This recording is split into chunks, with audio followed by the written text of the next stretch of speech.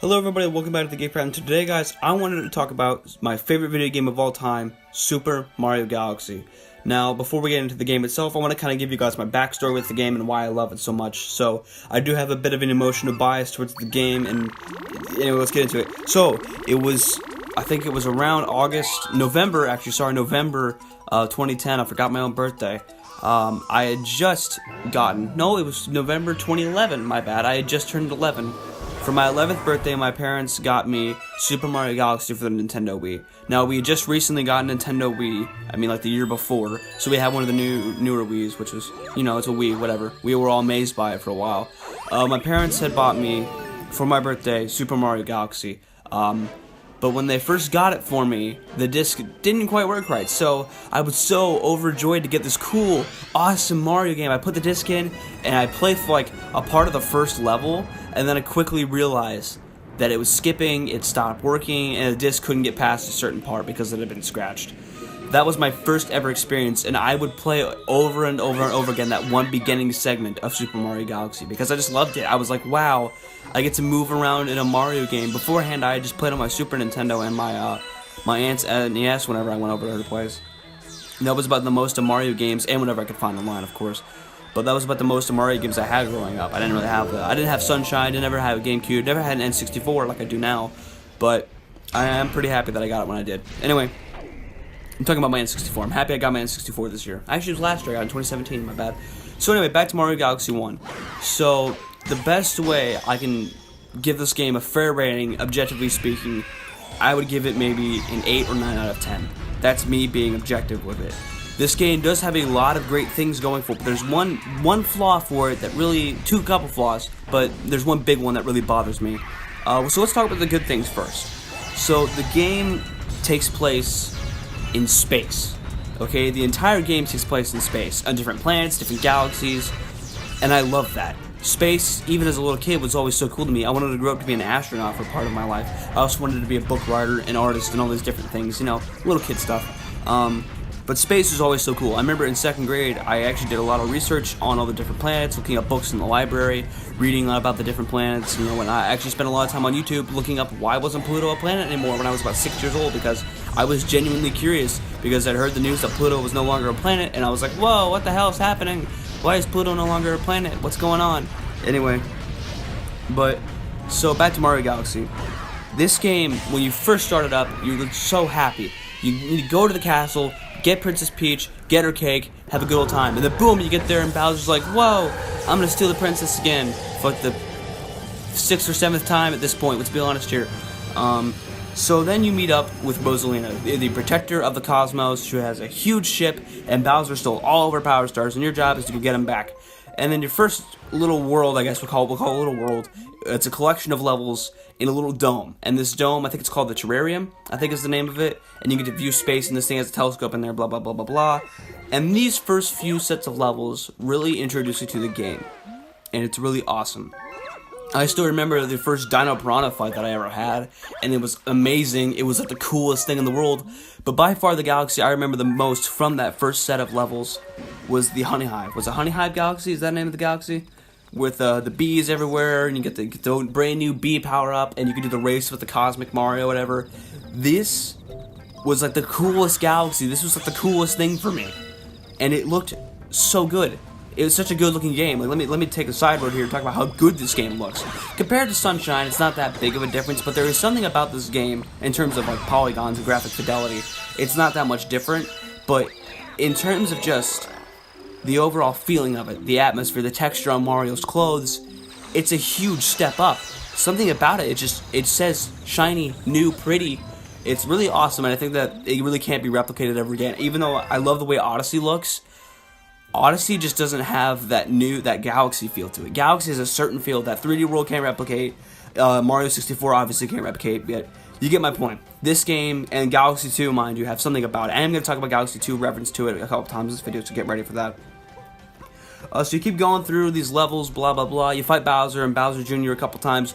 And the awesome Mega Lake boss fight, that one's so cool. It's one of my favorites. You go through several worlds until you reach the Beach Bowl Galaxy, which is my favorite galaxy. It's so pretty. You get to run around, and it's just a big bowl of water.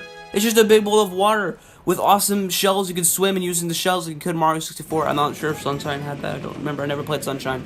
But I really enjoyed this galaxy just because the overall atmosphere, and there were a few bad things about the game. I was thinking of water and just made me think about it. There's these little stingray missions where you get to be on top of these stingrays, and controlling them is a little wonky. The first mission, thankfully you only have to do it twice in the entire game. The first time you do it, it's not so bad. The track is pretty thick, and it's pretty good, thick 3 Cs. And then later, once you get to a bonus level, that gets a lot worse, but we'll talk about those later. Anyway, so you play through until you get to probably... Oh, that's not true. I have another favorite galaxy, the Toy Time Galaxy. That one's awesome. Mainly the Luigi's purple coins I thought was really cool, and the 8-bit Mario that was made of lava and whatnot. I thought that was awesome. So I have a few favorite galaxies out there, but I think those 3 that I mentioned, the Honey Hive, the Beach Bowl, and then, of course, Toy Time. Those 3 are probably my favorite. I probably spent a lot of time on there. Other than that, there's little things like finding Hungry Lumas and little basic things, but Galaxy 1 had something about it that just made it awesome. The power-ups were all really cool, except for a couple. There was one power-up in the game that you literally got to use twice. Once was in a boring bonus level where you collect purple coins around a planet, and the other time was in the observatory to get from point A to point B in a super awesome fashion.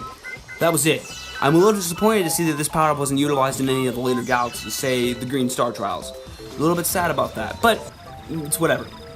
Speaking of the Green Star Trials, if you don't know what those are, there are 3 galaxies that are super difficult. They're supposed to be kind of the end game sort of levels that you get for being badass. That's the whole point of it. Those are nice. Anyway, so let's talk about the ending of the game. I'm not meaning the 100%, I mean the main story.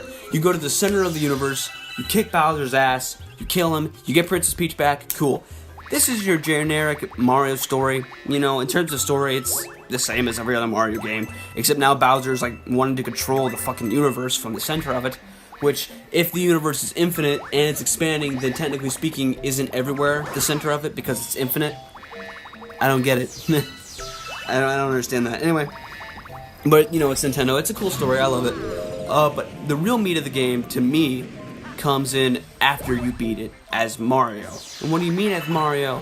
Well, after you get 121, is it 121 or 122? It's 120 Power Stars. You have to start the whole game over, except this time, it's not Super Mario Galaxy, it's Super Luigi Galaxy.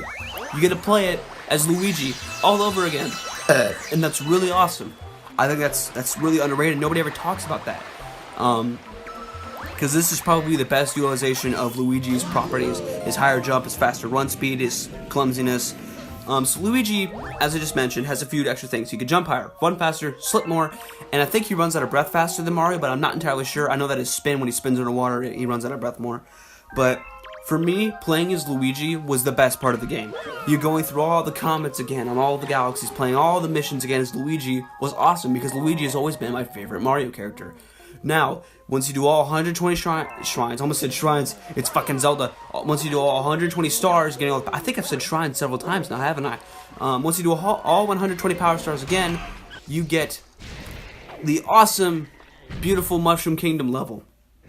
The first time going through it, it's just going through as a beautiful gateway. You're like, oh, it's the first level, pretty. Now we finally get to go through it without it being destroyed. And then the second mission for that, it's a purple coins, and then the game is done. You get a little postcard. That's it. The end game kind of sucks. Sure, you get to explore the Mushroom Kingdom as its own galaxy, but that's it. I mean, comparing that to Galaxy 2, it's not great at all. It's not that good.